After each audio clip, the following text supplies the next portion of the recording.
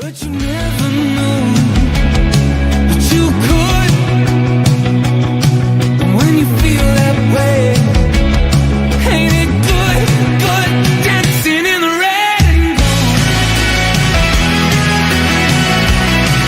And dancing in the red and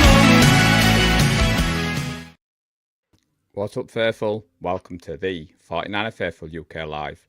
As always, I'm your host, Paul Hope, and today we will be taking a look at the state of the franchise ahead of this year's NFL draft.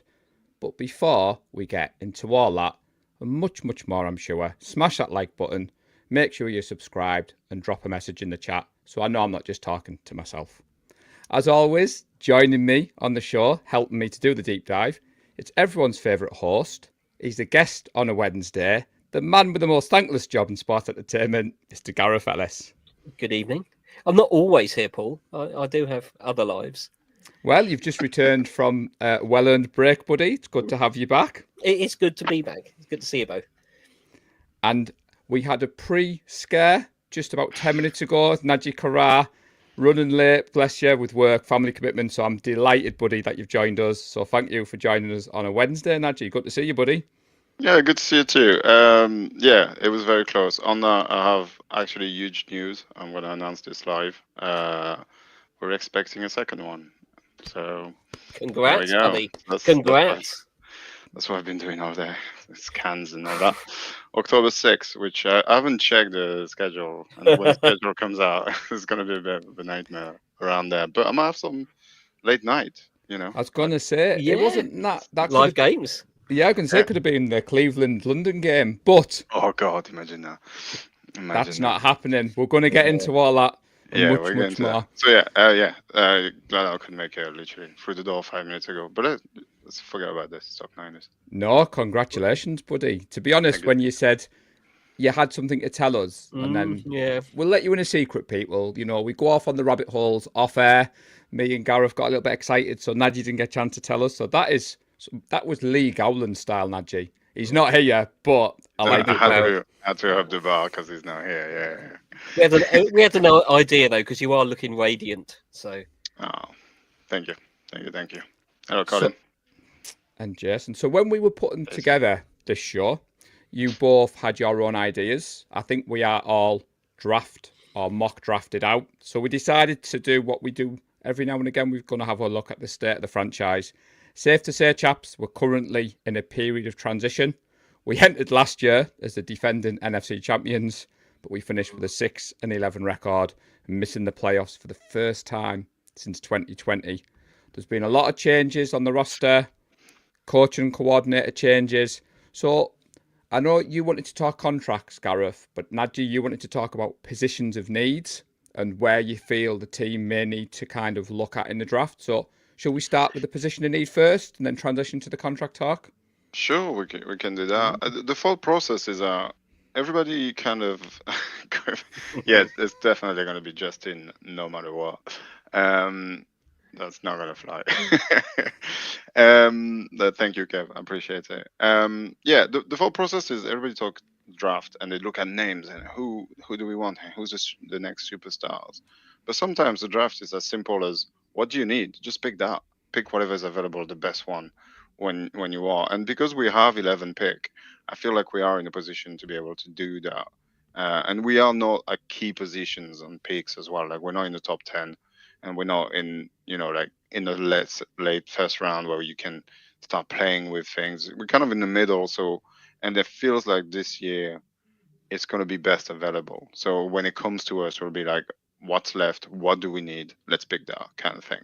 So yeah, I wanted to have a look at the roster and maybe have your thoughts on what we need to fill. I mean, the elephant in the room, obviously, is the D-line, right? I think we can all agree that that is probably the most we need. But apart from that, come on, Gareth, tell me what you think we should bolster. I think you're right. There's no argument it's going to be D-line. I, unsurprisingly, would also offer that we could improve the other side of the trenches with the O-line. Though it does seem perhaps John and Kyle have come out and said something perhaps a little bit different. I've read a lot where people have talked about leading linebacker and cornerback, which I think we do need bodies. But I think this is just people have looked at the list of free agents who left us, and they looked at the big names like Greenlaw and Ward, and have just immediately assumed they're now positions of need. Whereas I think we will draft those, but I don't necessarily know unless we're really sure about them. They're what we should do maybe in the first even 2 rounds. I think we are probably going to do what we've done before. We've picked late round linebackers like Fred Warner in the third or Dre Greenlaw in the fifth, and we've picked later round cornerbacks. I can't see us going that position unless the guys really, like Salah, really falls in love with a couple of these first round linebackers or cornerbacks. I can't see us doing anything other than defensive tackle or maybe a pass rusher, but I think it's going to be defensive tackle. And then pick your name out of the hat, see who's left, see which one of these guys Salah probably fancies most. That's it. Fair enough. Yeah, it's a good point. I like what you said about corners and linebacker because I agree. People kind of feel like because Dre is gone, we need linebacker. I'm not sure we need linebacker because I think D Winters has shown really promise and will probably start. I would imagine unless something crazy happens. I think bodies, yeah, but that not necessarily mean draft pick. It could just be UDFAs later on, right? And we have been pretty good at picking up people like that too. So yeah, I like what you say. I disagree with corner. I do feel like we need a corner. I think leaving because we lost Ward and Ambry Thomas got cut. I feel like we're very thin. I think we're one injury away from being really bad at that position. So I would like us to maybe draft high a corner. What do you think, Paul? So when you say high, would you take corner with Well, number you know, 11? no, unless we can get the best corner in the draft at that position, but I'm not even sure there is a corner that's worth picking that high. But we picked Ronaldo Green in a second last year. Now, you're not that just did well, winding right? Connor Ryan up here, are you, Nadji? Because there's a certain player that Colorado's biggest fan would love the Niners, and we'd get two positions for one, wouldn't we, Nadji? Look at your face. Don't get me started on Travis Hunter. I have an issue with Travis Hunter. If we want to talk about that real quick, is I'm not sure he's going to play corner, just purely because wide receivers get paid more money, and I don't know. I have a feeling he's going to want to get paid, and he's going to play wide receiver. He's not going to play both ways. There's no way. That's not possible in the NFL. I don't think it's possible in the NFL. He might try his first year and get injured after 5 or 6 games, and we won't see him for the rest of the season. But I think he'll eventually, unless he gets told that's what you are when he gets picked. I don't know. This is a messy situation. If a team picks him and they say to him, "Oh, you're going to be our corner," and he's like, "Well, do you know what? I want to play wide receiver." It's going to be ugly. I kind of want to stay away from all that. I don't like it. I don't think we get involved. I mean, listening No. to what you were two say, when I was preparing for tonight, offensive line, defensive line, but I do think what you said, Gareth, I think Salah's going to get first choice. I think it's going to be a defensive player. And the joys of doing this kind of stuff, Najee, I get asked to do the mock drafts for the 49er Faithful UK, and I keep coming back to Harmon. I know it's a bit of a reach at 11, but the more I see the game tape, the more I see the fit, the more I see what we need plugged in. Yeah. But then on the offensive side of the ball, offensive line, I am kind of liking Will Campbell. But I did a mock draft before we went live tonight, and Will Campbell was taken at number 3 in the mock draft I'm on. And I was thinking, wow, an offensive lineman going 3rd overall would be a bit of a shock. But I think when Shanahan took over, Najee, a lot of us were very excited what this offensive mastermind was going to do.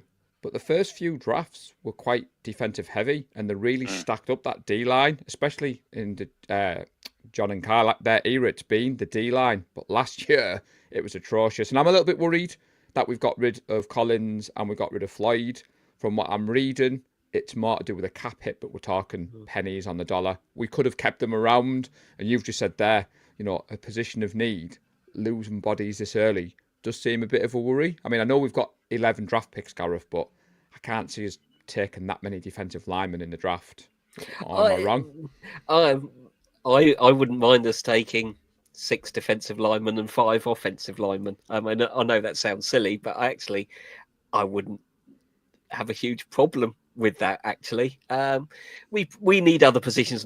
Yes, there's going to be the obligatory 3rd round pick that gets wasted on a running back who has 3 carries over 2 years and is then released.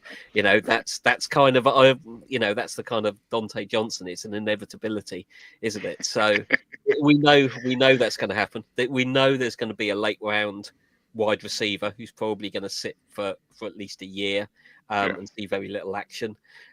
We've tried to find a tight end and missed in the last couple of drafts, which have been fairly poor returns. I think we are going to change a draft philosophy slightly. I think there's a lot of defensive linemen to be had. I think maybe the way we let guys go, maybe we're feeling quite good about Evan Anderson and Sammy Okinowu, Sammy O. At least undrafted players, I think, who came in and were at least good enough to fill that rotation spot. So maybe we're looking to fill those ranks out, maybe get a star in the 1st round and then fill the ranks out later, which we have done well, particularly where guys aren't expected to be playing a lot of snaps early in their career.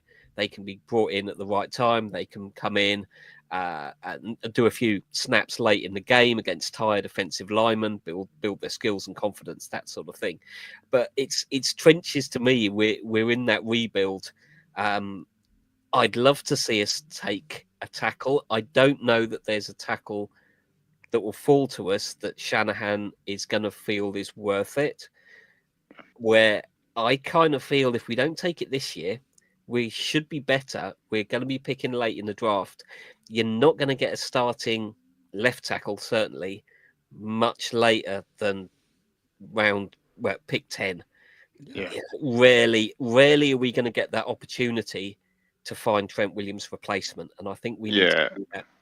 Especially in a draft that's not QB heavy. And, usually those people will slide because people try to get their QB early on, right? And it's just not going to happen this year, I think. So I agree. I'd also agree with your assessment as I think we like what we have in the building. Otherwise, I don't think we would have released Collins. I don't think we would have released Floyd because they were kind of on, they were playing. Collins was good. I thought Floyd wasn't what we perhaps up to what we'd expected of him, but I thought Collins did well. Yeah, I think there was definitely room for improvement, but we could have kept him around, absolutely. So I do feel like DT might not be where we go in the 1st round. I can feel like, as you say, I think Evan Anderson and every guy that we already have in the building, I think we feel pretty good out. There's also maybe have Drake Jackson coming back. It's a bit of a long shot, but once upon a time we did draft that guy. Quite high. Once upon a time. I like that. So I want to put a couple more. I think you touched on it really briefly. I think tight end is absolutely a position of need.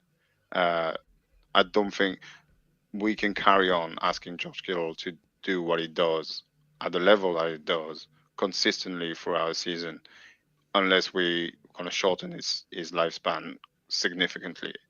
So I think having somebody that can not replace him, but at least be half of the man that he is and as good as he is would alleviate a little bit of his payload.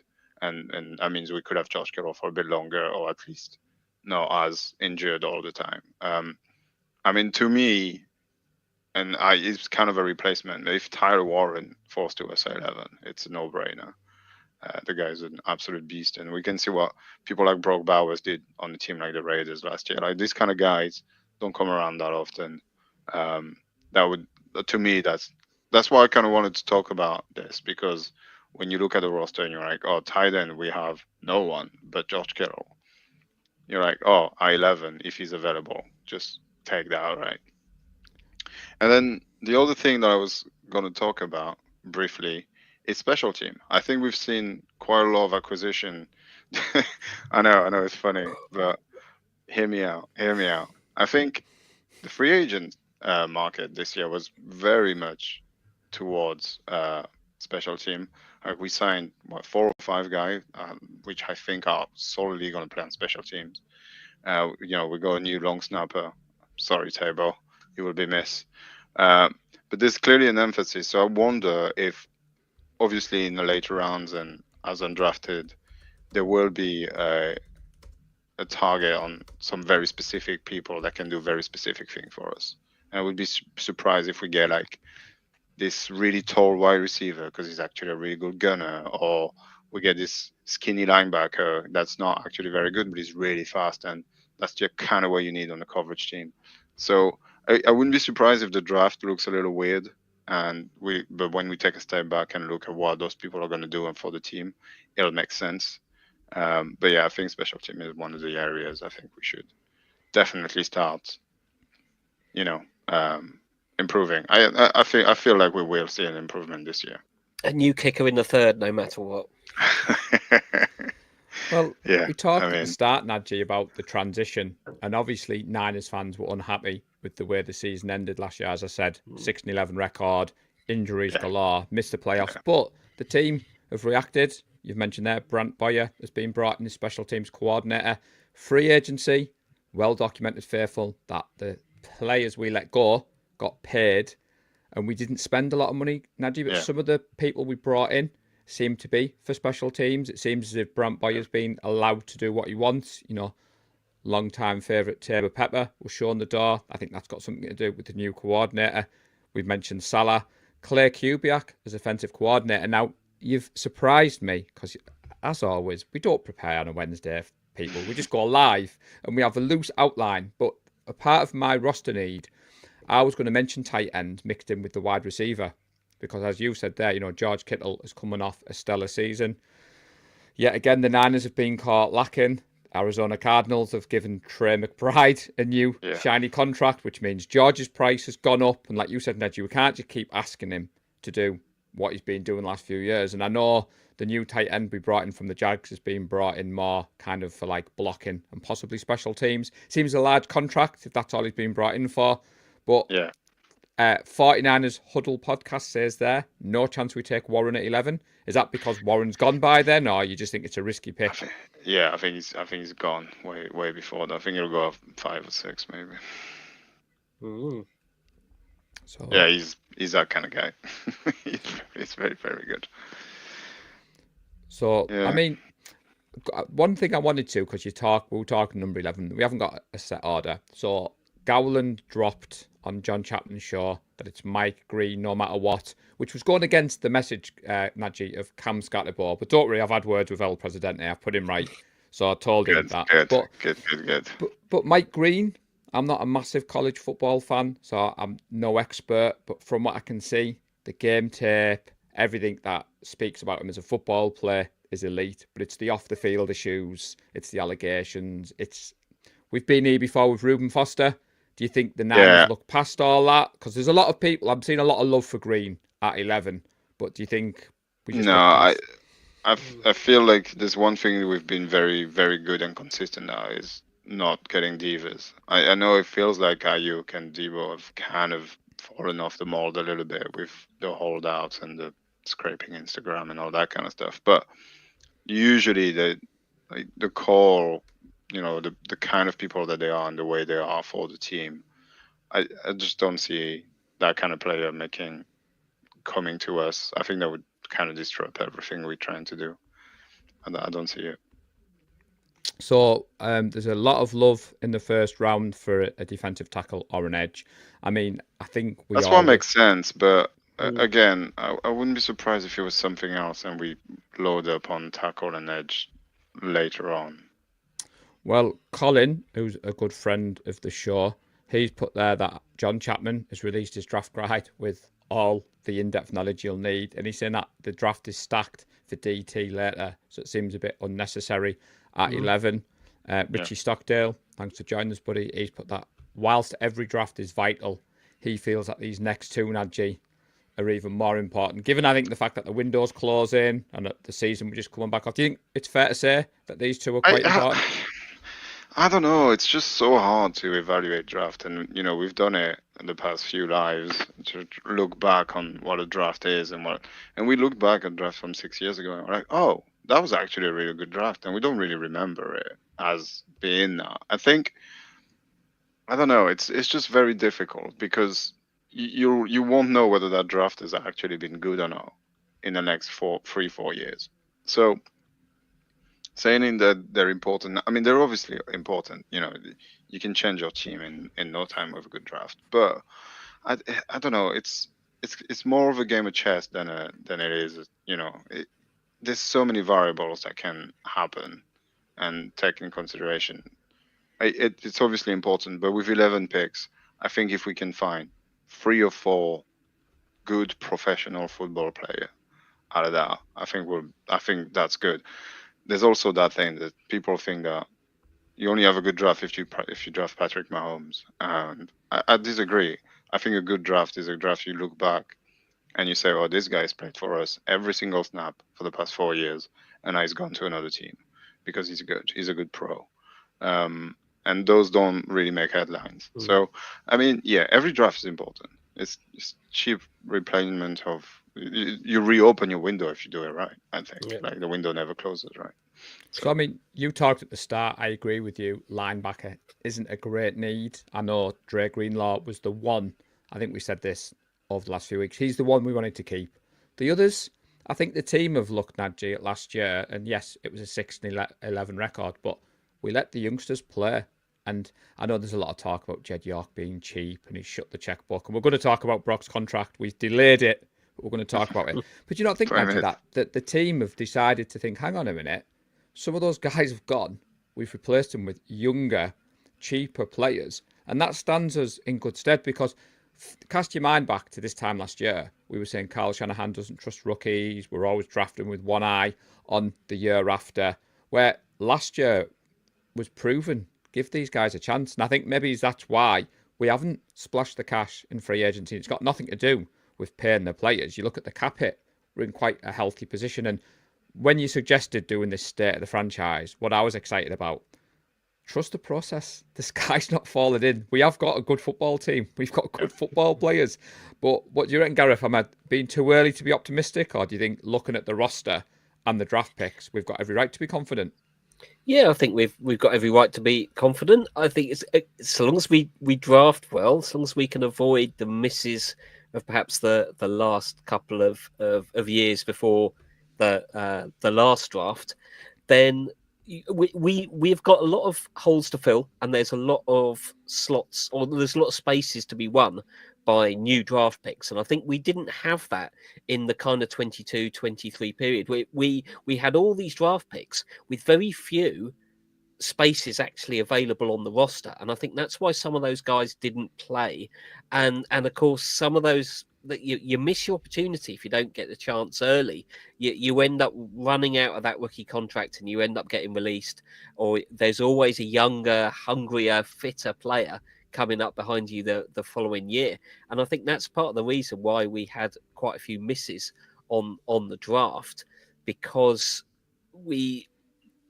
I can remember we always talked about how many spaces do we have on the roster. We've got 10 picks this year, or 11 picks, or whatever it was. But in the previous couple of years, but only like 2 positions that you might need. So we thought, surely we're going to bundle these picks up. We're going to move up the board and we're going to target, even though we've got 8 or 9 picks, we're going to target 5 or 6 players because that's all we need. And we never did. We would just sit, let the players come to us and take punts, take flyers on these players that didn't work out. We changed that draft strategy, I think, last year, where we went for specific players that we thought would actually make the team, and they did, and they played. And we need that draft strategy to come through again. I'm expecting to get 4 or 5 starters out of this draft because we're going to need to. So out of 11 picks, 4 or 5 need to be starters, and probably 3 or 4 on depth, and maybe 1 or 2 either stashed on the practice squad or will not be up to standard and maybe get released, or yeah, possibly straight back onto the practice squad. But yeah, let's see how it goes. I'm confident after last year's draft that what we got. Let's not forget, I think we lost Adam Peters last year, and I think he was kind of in charge of the whole scouting and the whole, player development and thing. And I think that's why the last draft felt a bit different. And I think you're right.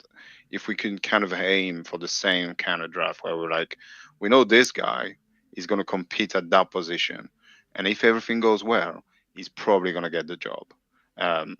But if it doesn't, we still have somebody there. I feel like this is where we are.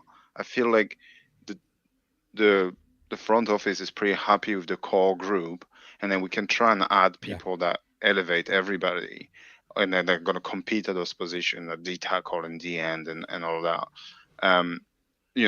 Tackle, guard, both guard, but left guard and right tackle.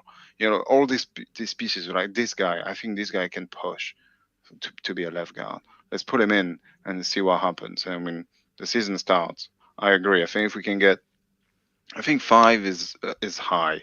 I think if we can get 4 pro and then 2 or 3 depth players out of this draft, and then a couple of busts and a couple of practice squad come and go, then I think I'll be very happy with that kind of thing. You got to remember, we've talked about it before, folks. Coming off that Super Bowl loss to the Chiefs, then we were straight back into it. Imagine, we felt it. We were emotionally shattered. God knows how the players felt. And then, wouldn't be the 49ers if there wasn't contract extension talks and the whole Ayuk thing. And the rookies were a breath of fresh air. We all remember that Mustafa hit against the Titans. We were hearing stuff coming out of training camp about Ronaldo Green. I talk on the show about Brad Graham. He said covering training camp last year, the vibes just didn't feel there. Yep. And we've reset. And like we said, a lot of fans wanted to see change. And we've seen change. Got new coordinators. We've got a new strategy. Richie's put there, the schedule this year We do have helps. a much easier schedule. We've got a much on easier paper. schedule on paper, Before we transition off this talk, I'm going to sprinkle it in now. So Gowland was adamant we were going to have an international game. I've got him excited, Nadji. Matt Miyoko broke the news last night that not only is it not going to happen this year, but when it happens next year, it's going to be Mexico. So, for all of you people like me saving your money for London, you don't need to save anymore. It's just got longer to save. It's not official, obviously. This is what he heard at the It's not official, owners but meeting. yeah. But yeah, Matt Mayoko is usually pretty on point. To be fair, what I will say to the Mexican faithful, absolutely delighted for you guys if you get a home game. Great. There's no animosity this way. And for the American friends watching, I get it. The time difference, the travel over. But in a way, Nadji, I'm kind of glad that Miyoko's kind of broke this news and there's none of this, like the NFL UK tweeting out big news coming. I know, yeah. We can just focus on the real things like contract extensions and the draft, Yeah, that's true. Yeah, it's a bit of a bummer, but it is what it is. I honestly feel like sometimes it might actually be cheaper to pick up an East Coast game and go into that than traveling to London and staying there. And also, it's not far off with the price tickets and it's everything. not. I think for me, before we move off, because my fandom started in 2012, I've told you both before, when the Niners came over last time, I'd only been watching the sport like less than a year. And, I thought at the time, new baby, cost of travelling to London, as you said, Nadji, naively thought they'll come back again. So that's why I'm kind of keen for it to happen, because I've never seen it, you see. Yeah, selfishly, I think what's really annoying is that we could probably swindle some press passes because we do this, and that would be really, really cool. So I'm really looking forward for them to come here so we can just watch a practice and like ask a question to some random people that we don't actually know or something like that. But yeah, so that's kind of like, dang it. So to move off the international talk, Gareth, so we'll get ready for the contract talk. In summary, for the position in need, Nadji, I feel we're going to focus on improving the defensive line, as you've both said, the offensive line, and then maybe the receiving corps. But I was going to finish off with, of course, Cam Scatterbo, no matter what. You haven't mentioned it yet, Nadji. You were telling me off air why you fell in love with him. So keep banging that drum. We're speaking it into existence, Nadji. That's what we're doing. Yeah, that's what Discord does to us, unfortunately. Come to Discord, people. It drives us insane. And yeah, comes Boo no matter what. And if you're not sure why, just watch the highlights of the Arizona State Ohio. I think it was Ohio State. I can't even remember. Pretty sure it was Ohio State. The first round of the playoffs. Incredible game, and Boo was incredible, and we all fell in love, and we will have him on our team. Wish it into existence.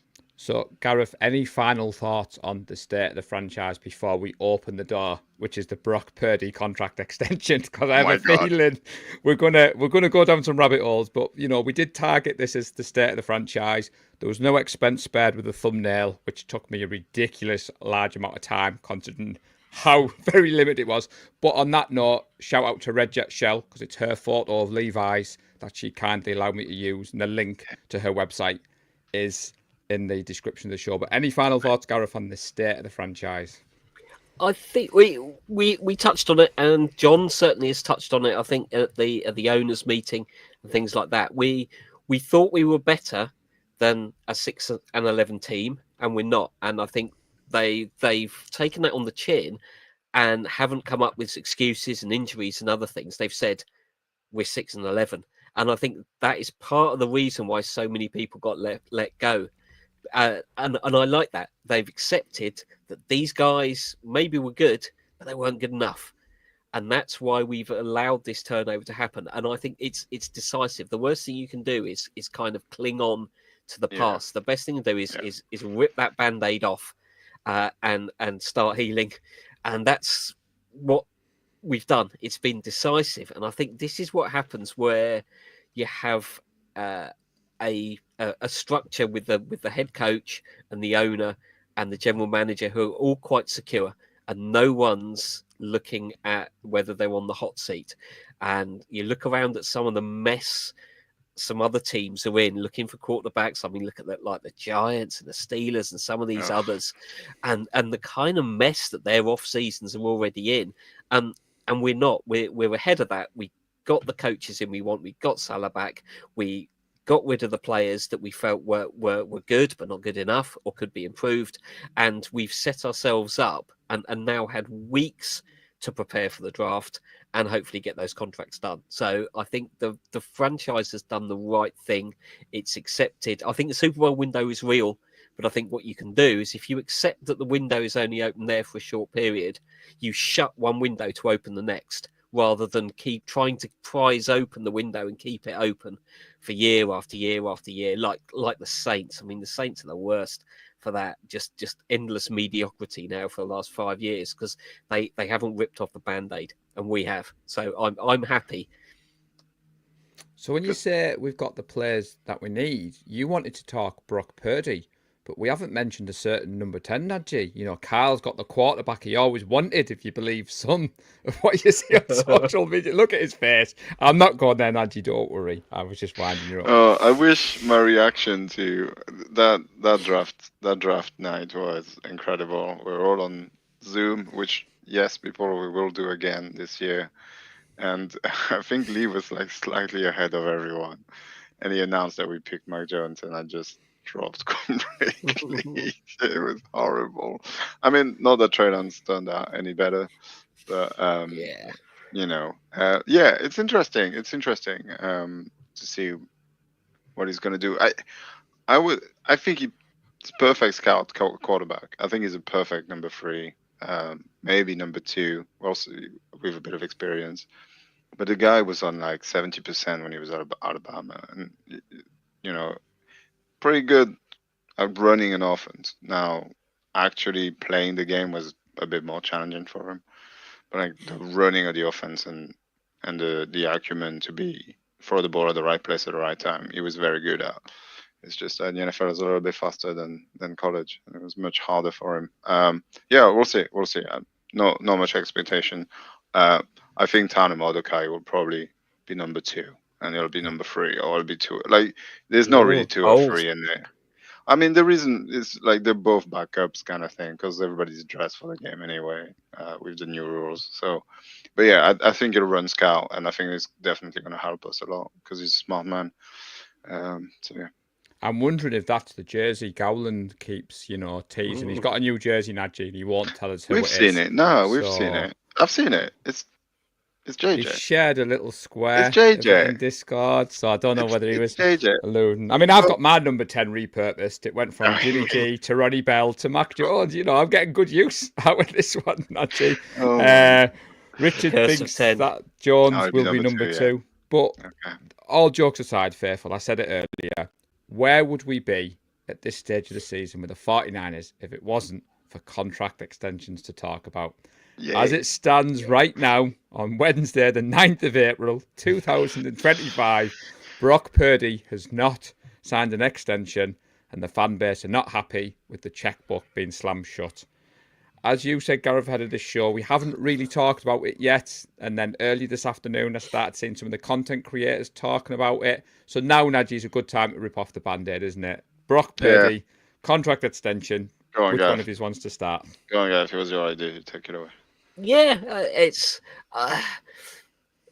Brock Purdy seems to be redefining how quarterbacks are valued and evaluated, because people seem to be able to have to tie themselves in knots to explain why you don't pay Brock Purdy, but paying someone like Trevor Lawrence or indeed Dak Prescott is fine. So a well-known broadcaster came out and said, you pay him 40 million, fine, but you can't pay Brock Purdy 60 million. He doesn't elevate the players around him. It went 6-10 when he didn't have a perfect team around him. I go, well, Dak Prescott's never won a playoff game. He's not elevating the players around him. Trevor Lawrence is a bang average, probably lower than average starting quarterback. No one minded that he got paid 55 million. Kirk Cousins is one of the richest men on the planet, apparently, by being endlessly mediocre, and no one ever has complained about any of those contracts. So well, that's what you pay him. But suddenly, Brock Purdy, every single one of Brock's good games is entirely down to Shanahan. And every one of Brock Purdy's bad games is entirely down to Brock Purdy. I've been just surprised at how these constantly shifting goalposts and measurements that seem to apply to Brock Purdy and Brock Purdy only, where the argument for not paying him top dollar is ignored when these other quarterbacks get paid very, very high amounts of money for achieving nothing. Like Trevor Lawrence, nothing against the guy, but he's achieved nothing. Dak Prescott has achieved nothing. So, and these guys got paid. But This is very good. that is good. Yeah, This is why you We'll pay have that. that. I was just about to say, Gareth, to quote Kirk Cousins, but you don't like that. I mean, Trevor Lawrence is the one that I've seen. So Chase Senior, who beat me in the first round of the Media Madness, he put a tweet out earlier. And the contract you're alluding to, Gareth. So Lawrence got 5 years, 55 million per year, total guaranteed 200 million, guaranteed at signing 142 million. Now, I follow some people on social media, Gareth, who, like you, don't want to pay Brock, but also hate Kyle Shanahan. So they're really stuck at the moment, because what they're saying is Brock's really good because of Kyle, so we can't pay him, but we hate Kyle Shanahan. And it's a bit like, I'm going to use a soccer reference now. Rio Ferdinand a few years ago got that paper out, got that pen out, and he slammed it on the desk, and he said, let Ole Gunnar Solskjaer sign whatever numbers he wants. Are we at that stage with Brock, Nadji? Because as Gareth said, there's a lot of talk. I mean, to me, yes. I've always been a big fan of Brock and the Brockhead ship. Hello, Justin.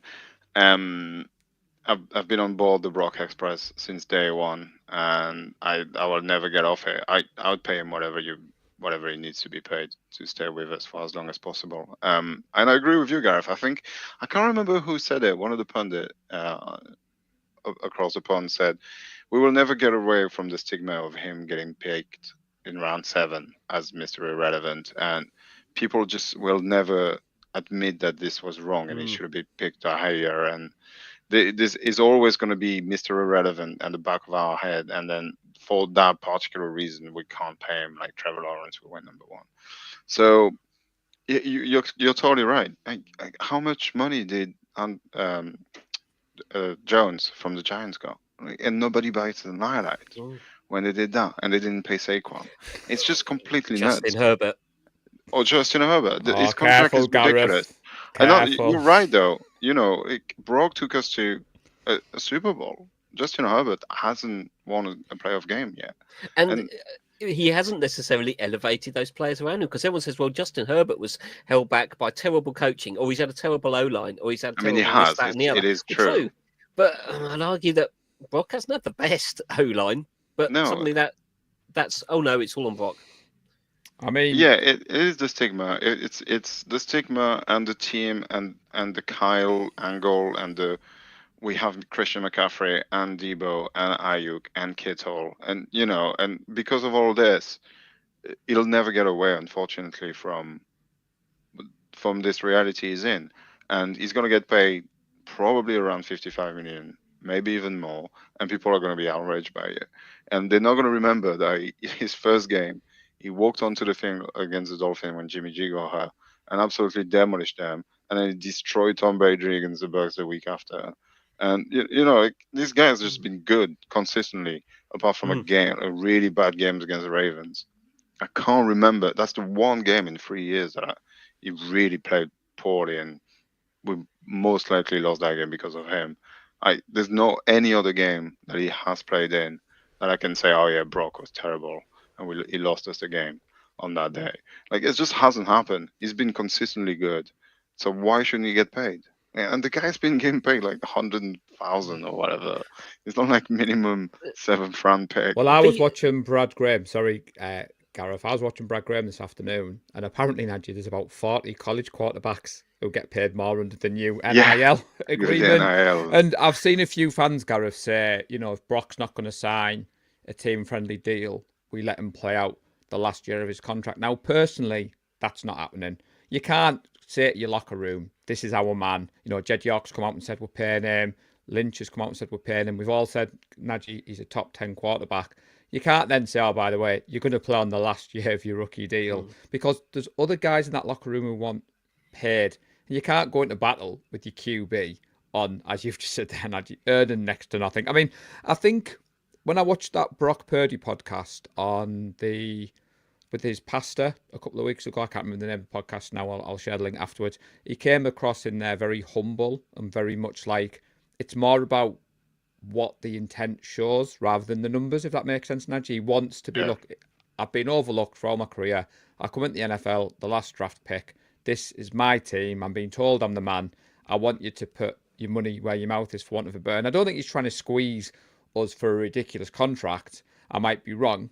What do you reckon, Gareth? Do you reckon they're a million miles apart in the numbers? Do you think it's more to do with guaranteed money or annual average value? I think the incentive is where. Yeah, and it could be length as well. I think there is some value. I'm all in on Brock as well, but I do think that there is some value in maybe looking at it. Let's say look at 3 or 4 years rather than the kind of 5 or 6 years. Maybe that's going to potentially be a sticking point.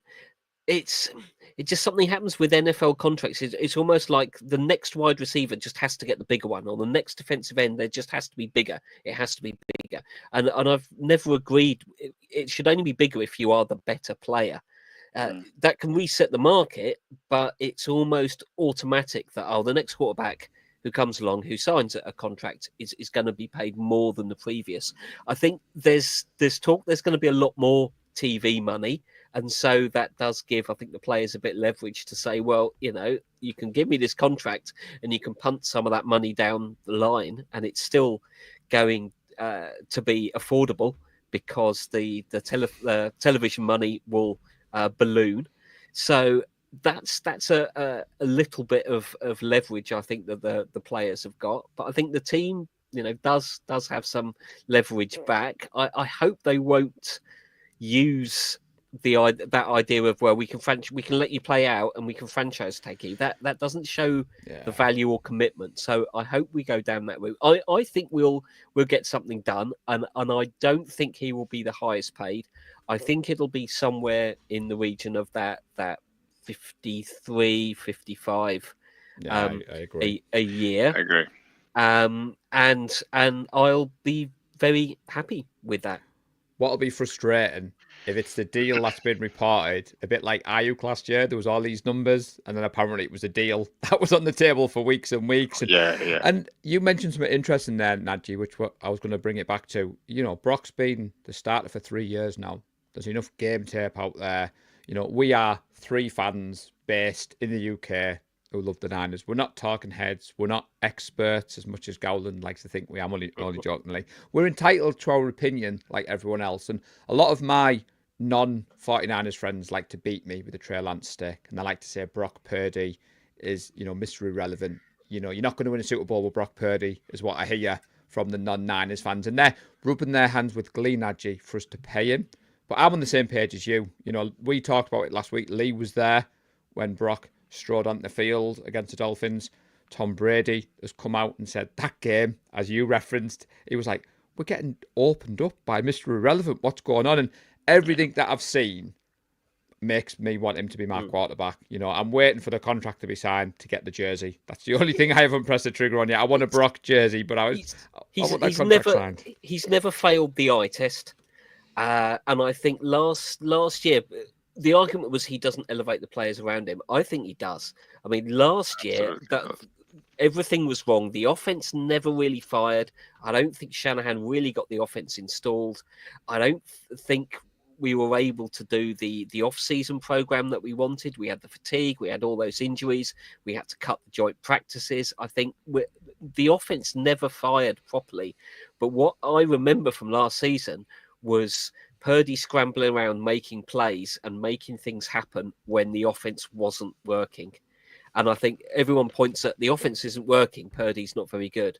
Whereas what I saw was a guy squeeze as much as he could out of an offense which misfired all over the place. And it wasn't just the quarterback. So I think he did elevate and did about as well as he could. But by any measure, you can look at his stats and say, well, he didn't have a great season. They go, well, I think a lot of other quarterbacks would have had worse seasons. Yeah. I think a lot of the hate at the moment, Gareth, is that some people think, Nadji, that because we've let all these free agents go, we've not paid them. It's to do with paying Brock. And the two separate issues, there's only Dre Greenlaw we wanted to keep. And we offered him the money. We just offered it too late. And I think we're all kind of a bit fatigued. You know, we've been there with Kittle, Warner, CMC to a degree last year, Williams, Ayuk, Debo. And I kind of had hoped, Nadji, that Brock was going to be different. You know, what more could Brock have done to be the one? I know Richie's talking in the chat here that he's saying it'll get done. It's still only April. You know, we still got plenty of time. Ayuk and Debo and Bosa got done in August. Like, it wouldn't surprise me if he's signed by June, you know, after the draft when we see what we've got and how much money we can actually play with. When it's all more nailed down and we can finalize the number. Yeah, I don't know. It will get done. I have no doubt about it. I would more like to go towards a Mahomes type contract. Give him 10 years and save a bit in the long run. Because I just truly believe he's our QB, and I hope he stays with us for as long as possible, and hopefully his entire career. I'm more than happy with that. The numbers, I don't care. I'm also very much in the camp of rewarding the guy for what he's given us the past 3 years. You know, the guy took us to an NFC championship, which he couldn't complete because he destroyed his elbow, and then he took us to a Super Bowl. Like, why else can you ask from a rookie QB and a second-year QB? You know, so it's almost impossible to do as good as he has with what happened, and he was earning next to nothing. Like, just reward the guy. He's been awesome. He put us on the map, and he's allowed us to keep Fred and Bosa and Ayuk and being able to keep those guys because he was getting paid peanuts. Now is his turn to get paid. Just back pay him. You know, the guy literally made that team better. But even if he wasn't playing, just by being cheap, allowing us to be able to sign CMC and trade and do that kind of stuff. I have no problem giving him 60. I absolutely have no problem. So for because context, you have to take in consideration the past 3 years. Like, he's worth that. So Bo is a Seahawks fan. I believe, but it's always good to have fellow Twitter people following and watching. But to be fair, Nadji, the one thing I was going to ask both of you is you mentioned off air, Gareth, about the fact that each team has its first round pick this year for the first time in what seems a long time. Yeah. And a bit of a slant, Nadji, is apparently no teams are calling for Brock.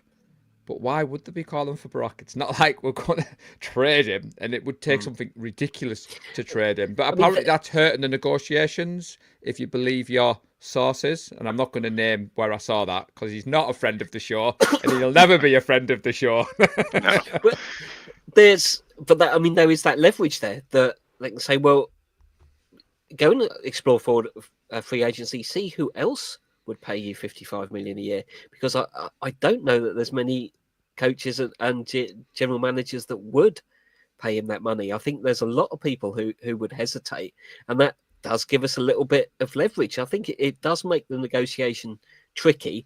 I'm just hopeful the character of who Brock appears to be, and the way the team is honest, and the way that Lynch in particular operates, they'll be able to find something that says let's find something that works for the next 2 or 3 years, and then we can look at things again, can't we? Because Josh Allen's just had a new contract, so let's get something done.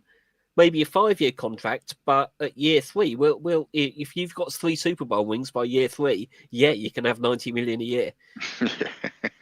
I mean, and the last thing is every year we do this and we look at the Ayuk extension. Oh my God, how much is he getting paid? And you look at the contracts now, you're like, okay, he's 6 paid on the among all wide receiver, and by the time next year comes around, it'll be 10 for 12 pay, and it's nothing. So even if we do give him 60, by the time Jaden Daniels gets signed, it'll be peanuts. It'll be absolutely nothing. And this is why I'm like, if we can sign him to a 5, 6, 7 year deal, even 10, then we'll be like, in 3 years we're laughing, because his 60 million is way below the 5 or 6% of the cap that the other QBs get, or the 10% or whatever it is that other top QB gets.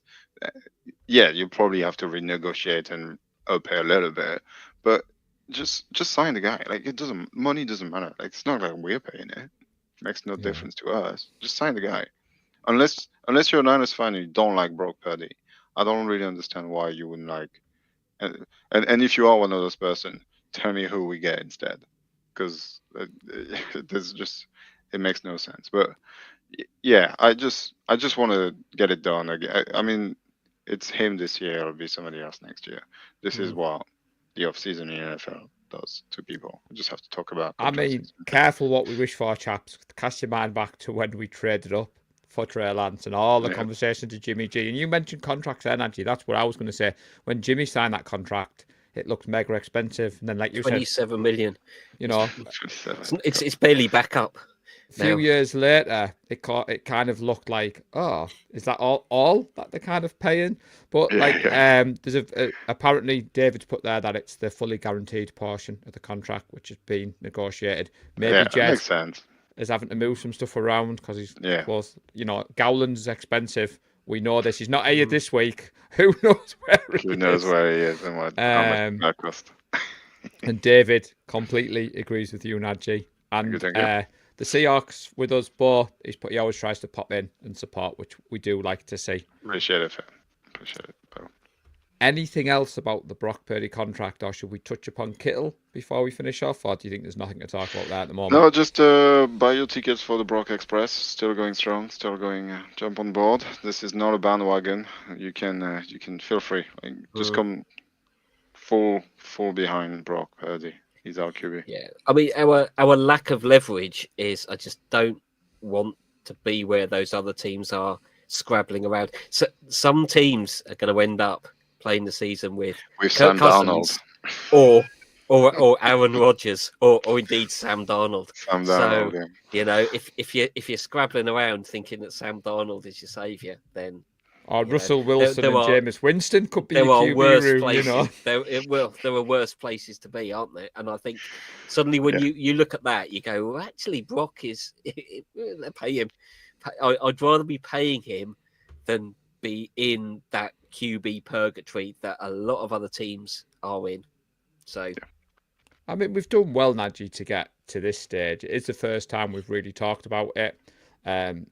We are approaching the hour, so I won't keep everyone too much longer. I was going to say that we are ramping up our own coverage, Nadji. So Gareth rightly pointed out he's been away and there was no podcast for him to download because we haven't done a podcast for a few weeks. We've just been doing the lives. So the good news, Faithful, is we are going to look at doing a podcast next week. We also be doing a live because I thought Gareth was still on his holiday and you, Lee, was away, and I know your schedule can be busy. I've booked in Red Jet Shell for next week. Got a very special show lined up for Red Jet Shell, so she's going to come on, talk about meeting Martin in San Francisco and how her journey to find we're still us. sorry. Yeah, sorry about that. So before we finish off, is there any final thoughts? Because as I said to Gareth off air, when you prepare the live show, you sometimes feel there's not much to talk about. Yet we've hit 55 minutes, and I feel like there's maybe stuff we haven't talked about. No, Kittle is definitely. I just don't like talking about things have not happened yet. We'll talk about the Brock expansion when he signed it. It's just it signs there and we're like, oh yeah, he signs for this match. Right? Did you happy? Blah blah blah. Until then, I know we've just talked about it for about 25 minutes, but there's no point doing every week about I've heard this. What is the point? That's not what we do here. That's what we do lives during the off season. It's just a lot easier. You guys can give us some input and keep the conversation going. It's a bit more interesting.